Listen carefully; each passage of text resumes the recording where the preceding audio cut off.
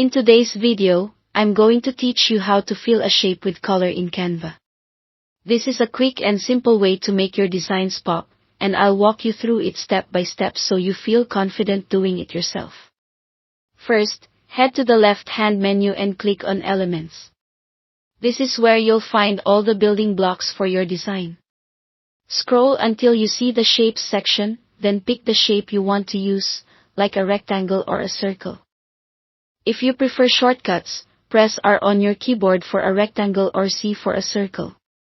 The shape will appear on your canvas, and you can place and resize it as needed. Next, click directly on the shape to select it.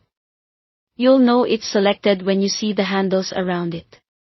This is important, because the color options you need only show up when the shape is active. Look at the top editing toolbar. You'll see a small color circle, sometimes called a color swatch. Click that to open the color panel. If you don't see it, double-check that your shape is selected. The panel is context-sensitive and will appear as soon as the shape is active. Now choose your color. For solid colors, you can pick from the preset options for a fast, clean look. If you want a custom shade, click the rainbow icon to open the color picker and fine-tune the hue and brightness to match your style.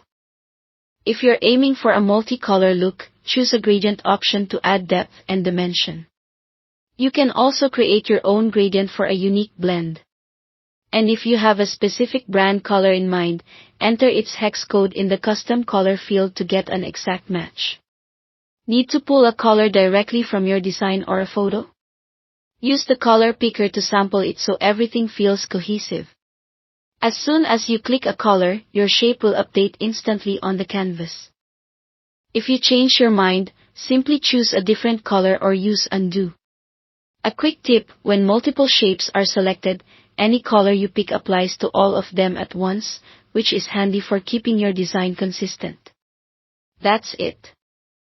Thanks for watching, and happy designing.